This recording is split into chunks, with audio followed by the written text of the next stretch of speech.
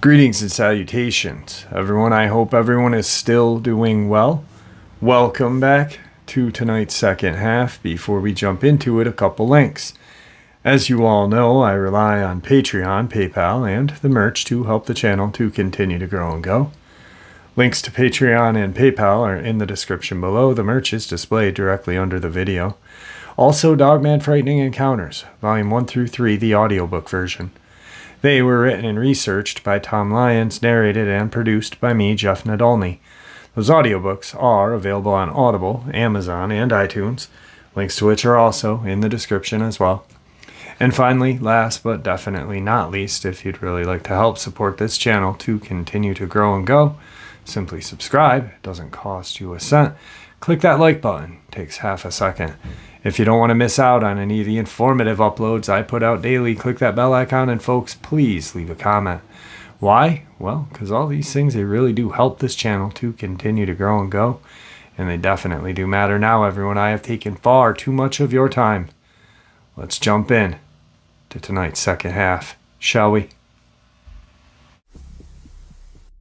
Today's first part of the upload. This is my father's story, written from his perspective. It follows an experience he had with a skinwalker on the Navajo reservation. When I was about 11 or 12, we lived in a small house made of mud and stone, a lot like our house is now. It was two of my brothers and I in the house. Everyone else had gone to the Gems Fest and left us to tend to the sheep.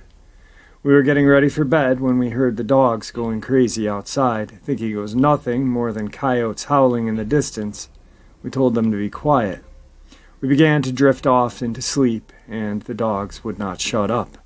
Somehow I was able to go to sleep for a few hours. Then I woke up very late in the night.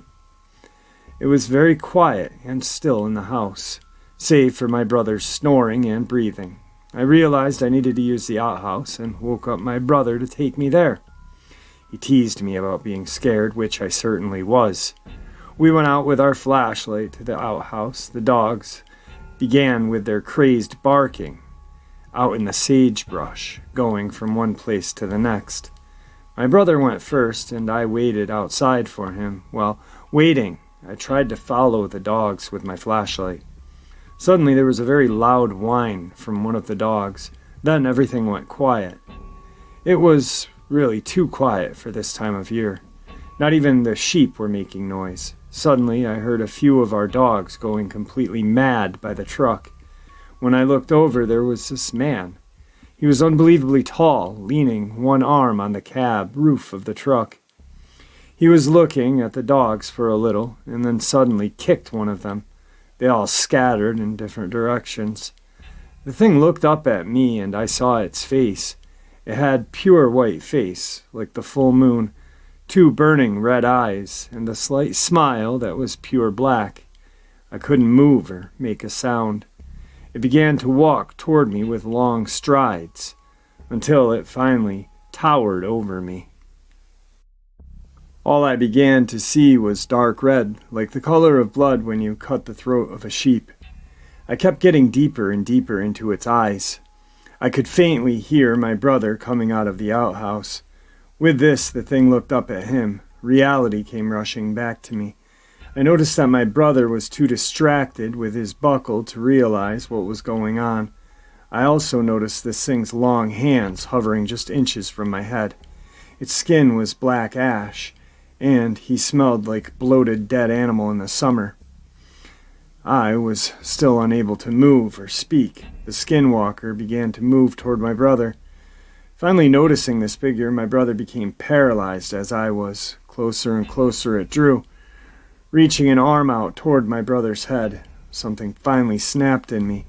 I became unbearably angry. I broke from the trance and lunged at the skinwalker, raising my arms like a wild animal and baring my teeth at it. A growl came out that I never knew I could make. I became more and more angry at this thing that was trying to hurt us. It kept that smile at first, but the angrier I got, the more the smile faded. Finally, with everything I had, I began to make this primal roar at it. It fell backwards and ran away into the night, looking back at me. Its eyes were dim and dull, its smile now long since gone. The next morning, the family returned home from the fest. After relaying the story to my parents, they quickly hired a medicine man. Today's second encounter. My friend is Mohawk-raised Seneca Haudenosaunee native. He has received some training in shamanism, has a full kit, his mask, full regalia, the whole deal. One evening, my girlfriend at the time, H, this guy C, and I were at the local conservation area. He felt a presence and expressed an interest in returning at night to hold a ceremony. We agreed and returned 2 weeks later. There are wooden stairs set into the ground leading to the top of a lookout area, which at the time was under reconstruction. We arrived at midnight, climbed the stairway, and crested the hilltop. He was dressed in his regalia, lit some sage, and began to chant in Mohawk. The vibe changed immediately. I remember scanning the tree line as I looked around the area. On the second pass along the line, one of the taller silhouettes had gone. Had some 10-foot person or entity been standing between me and the trees? Before I could begin to wonder at the missing hump in the dark tree line, C had stopped his chanting. "Something is here. I think it's a shaman spirit," he said. He turned and began to chant again. At this point, off down the hill, I heard a screech. The best description I can think of is a garage door in desperate need of oiling, closing loudly. Then we heard it again. He turned with me, his eyes wide open, and said, "It's getting closer." The thing proceeded to approach us, somewhere above in the trees in the forest to our right. It was calling in regular intervals as it approached. This loud scree, scree, scree, as we tracked it with our ears. We looked straight at each other, and then into the dark, and then straight up. The regularity of the cry meant the next one should have been directly overhead. There was nothing above us, against the starry background, and no further cry was heard. C wrapped up his ceremony, he gathered his things, and we started to leave. H told us she had a vision of a red wolf watching us from the forest. She thought whatever the spirit was, they were powerful and definitely not benevolent. I made the stairs before C and H and proceeded down them. A few steps in, and the flashlight showed a mass that was black on the stairs that most definitely hadn't been there when we came up. A crow wing, not a feather or parts like an animal had been there. The whole damn wing. I remember towing the edge to make sure it was legit, what I was seeing. C came up behind me. "Please tell me you did not touch it."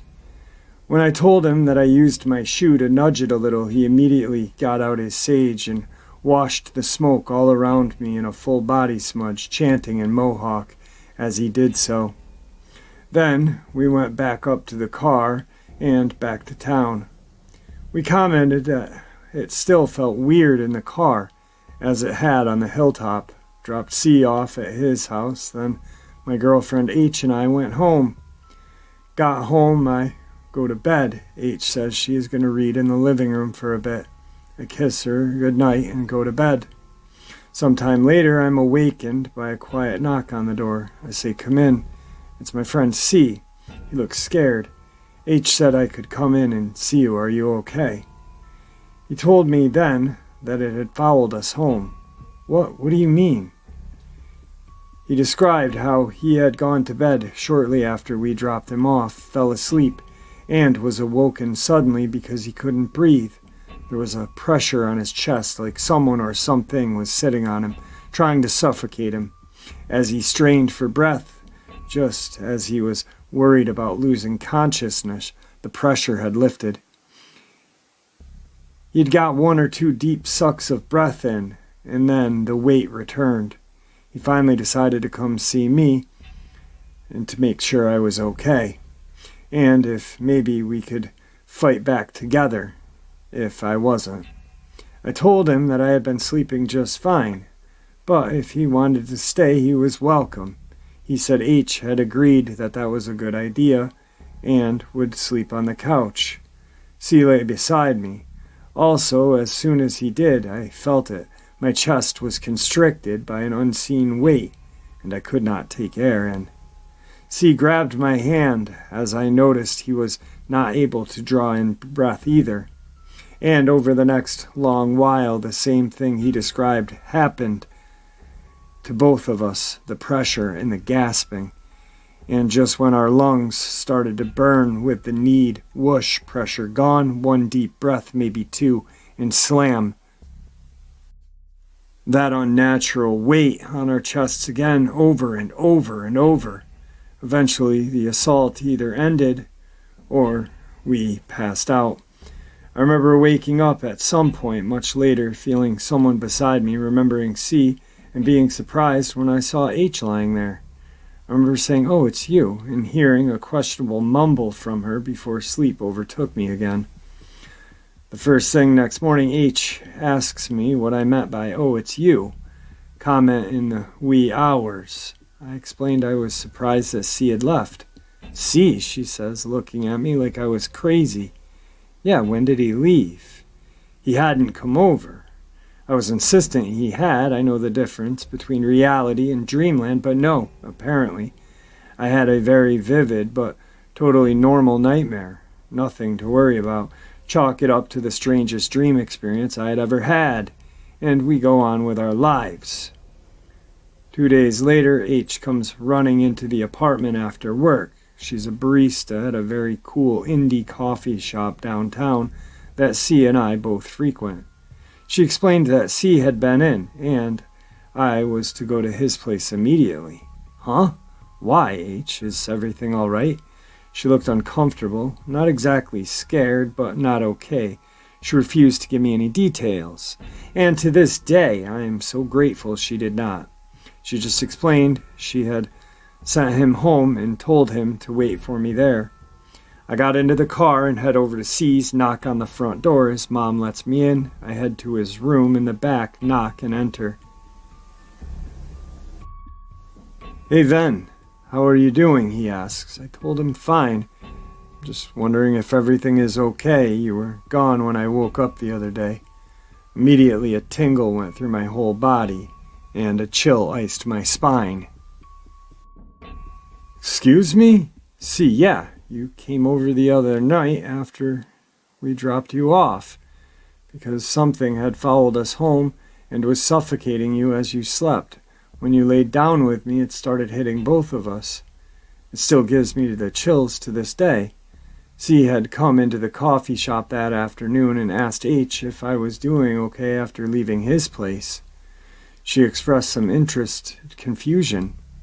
He told her his story, and without saying a single word about me or my experience. She told C very calmly that she was done work at 5 and would very much appreciate it if he could be home around then, because she was sending me over there as soon as she got home. He was startled and agreed to do so. The reason I appreciate this is she didn't ruin the wonder of it by revealing the truth to us. She let us discover it from each other. Something did indeed come home with us, and apparently disguised itself as a close friend to conduct its paranormal torment. Came to C disguised as me, and came to me disguised as C. Today's third encounter. Recently I was walking up one of my longer road routes, and at one point there is a small intersection. A fire road to your right goes up a hill, while going along a paved road will bring you to an isolated wooded area, with about 3 houses spaced out from each other. In between this wooded area's random houses there is a 1/4-mile patch of dense woods, where, from the road, you can clearly see a dilapidated abandoned farmhouse and a shed.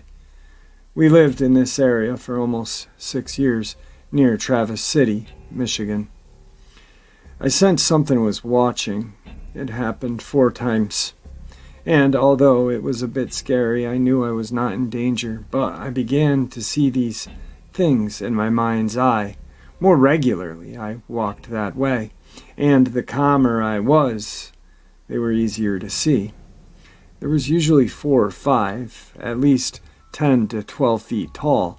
All of them had different animal skulled heads: a steer, a ram, an elk, a moose, and an ibex.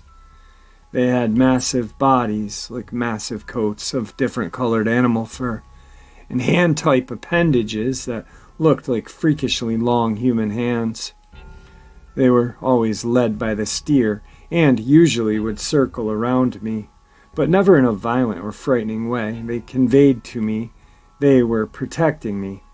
I asked from what, but got no answer. I noticed not long after encountering these friends, I began to struggle with time slips on my walk. Whether I have some extra weight on my frame or not, 2 of the 3 directions I can walk are radically steep climbs going home. So when I began getting home in less than quarter of the time, my wife stressed to me to stop taking music. I listened. One morning, coming back down my route my woodland friends resided in, the ram and ibex appeared suddenly, and I suddenly felt afraid. They relayed with anger they had warned me not to walk this way any more, and I was not heeding their warnings. If I continued to ignore their pleas, I would be left utterly alone to my peril. They slowly bent towards me, and I didn't want to look into their eye sockets, but that's all I could do. There was a horribly loud, screeching white noise, static sound, then silence. I rubbed my eyes and quickly continued walking home. I felt utterly disoriented and couldn't figure out why. I get home, and as I am walking up into our yard, my wife is frantic and shouts at me, "Where the hell have you been?" And I defensively told her she knew I was going for my morning walk. Her face conveyed something I was not initially catching. She asked me if I knew what time it was. I said I did not. She told me that it was noon. I had left for my walk at 7 in the morning, a walk that should have got me home no later than 8:30. When we discussed everything I had experienced, we both agreed walking that way was really not a smart idea. I do walk outside now, but not for long walks like I did. Usually just trips under 30 minutes. I've not had any more direct contact with these beings, but I know they are always there watching over the woods and observing humans. I still have no clue what they were protecting me from. All I know is I will listen to their warnings. Quick interjection before I move on. Like I've said, we don't know what the Dogman or the Bigfoot are. We know that they're here. We know that they're scary. I mean, God, who isn't going to be scary of a 10-foot creature that looks like a simian or a 9 to 8 foot Dogman creature? I am, and I'm assuming most of you are as well. But something tells me that the Native Americans really had a good kind of handle on things, and they knew things were bad. And that's why they kind of not necessarily made friends with them, but packs. You know, I mean, these portals exist all over this world that we live in. And, I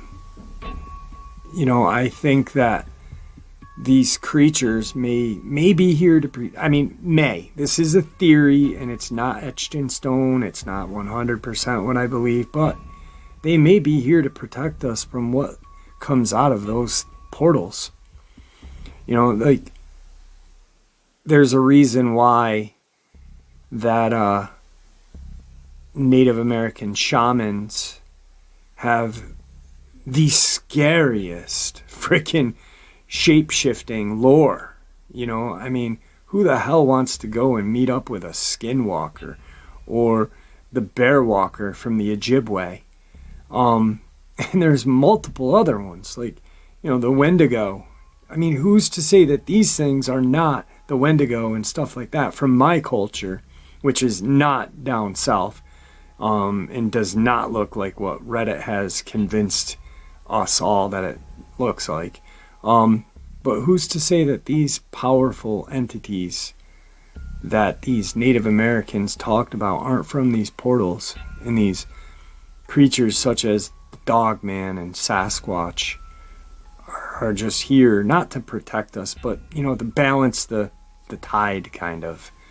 I don't know. It's just one of the theories that pops into my head every once in a while, and sometimes I got to get these theories out or I'm just going to go completely mental. But moving on. Today's fourth part of the upload. It was late summer and my mom and I had decided we should go on a spontaneous hike. We did our research and found one that said it was 4 miles round trip. Sounded easy enough. We got up early that morning and began our trek. The entire forest had a horrible vibe. Even my mom picked up on it, and she's never been into the paranormal, etc. We've been walking for hours now, and this forest just seemed to get weirder and weirder. We had plenty of water and food as well, so I really can't say if we were just dehydrated or tired. We began to hear singing in the woods, and we just stopped and stared at each other. We had to be miles into the woods by now, our step counter saying we have well surpassed the promised 4 miles. Where the hell would singing be coming from out here? We just looked at each other and began laughing. I remember her saying, "No way," shaking her head and carrying on. It's been quite some time now, and we haven't encountered another person on this trail. Suddenly this man walking really fast surpasses us and rounds a bend behind a rocky hill, so we couldn't see him anymore. He said no words, just came up behind us and darted past. Again, me and my mom laughed and envied his athleticism, until we rounded the bend ourselves to find that he was completely gone, out of sight. The path after the bend was fairly straight, and you could see far ahead of you, so there was absolutely no way he would have been able to clear out of that area that fast. This time my mom says, "You've got to be kidding me." We were thoroughly freaked out about this. Eventually we reached the peak, and after walking that long, you'd think someone would probably want to stay there for a while and enjoy the view. Well, we pretty much got to the peak, looked, then left. We never discussed it, but I could tell we were both uncomfortable and just wanted to get out of there. We're maybe halfway back through this trail now, and the sun is beginning to set. We're moving fast to get out of here. Our step counter said that we hiked 10 miles compared to 4. As the forest got darker, I began to hear leaves crunching behind us. I reluctantly turned around and noticed it was a buck several yards away. We hurried along as to not disturb it further, but then I began to notice something. It was following us from a distance. It did so almost like a predator, hiding and peeking. I tell my mom we're being followed by the deer, and we're pretty much jogging now. The buck would not let us go. I would sometimes notice that it would catch up and follow just beside us. It always remained several yards away, though, always lurking, head down. I've lived out in the country my whole life, and I've seen all deer you can imagine. I've never been followed by one like this. This seemed more than just curiosity. It felt horrible, predatory. I felt like I was in danger, always hearing those footsteps behind me. The feeling of being watched. Clearly, we made it out unharmed, but I really wonder if it actually intended to harm us or if it was just ushering us out of the forest.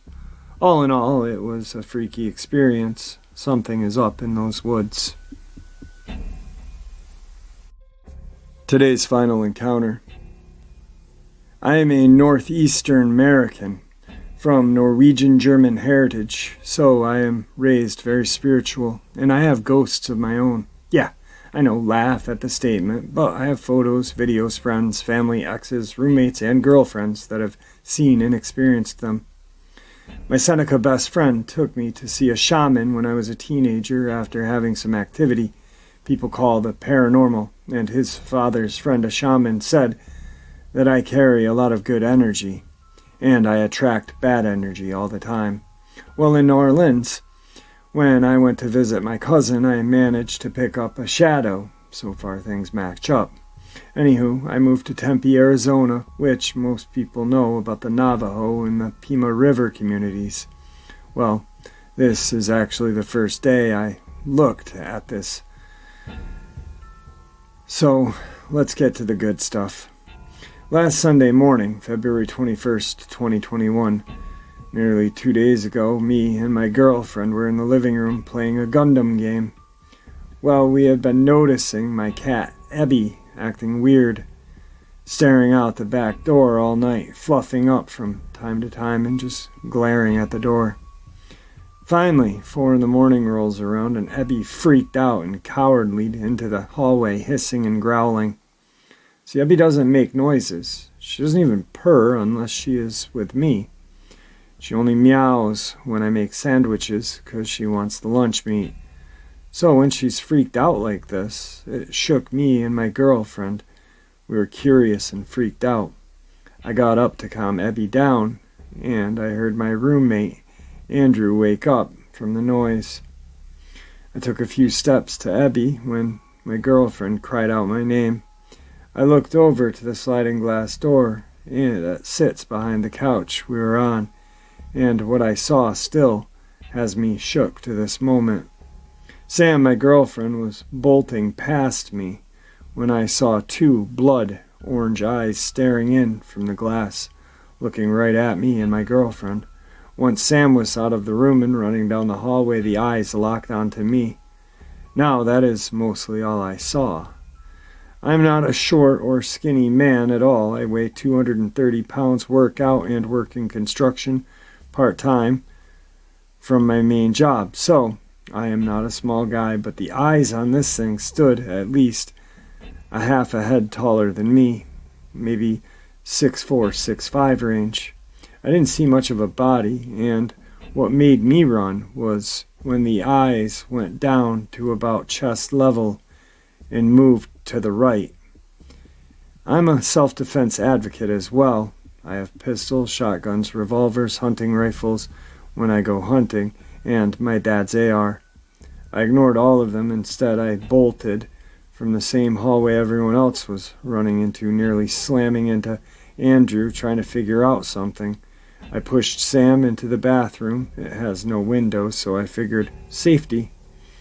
And then finally went for my guns. Within seconds, Andrew and I each had a gun. We called 911 and were in for the scariest 7 minutes I had ever been in. I barely know anything about witches, and the only reason why I call them witches is because I don't reference anything Native American by name. I learned the lesson in the Seneca lands doing stupid white people stuff, and I never researched them. But when all 3 of us cowered in a half bathroom, hearing scratches, knocking, someone running on the roof, banging, and sounds that sounded like knocking on the walls till it stopped, and we heard the wailing of the sirens coming. Here's where things get really weird.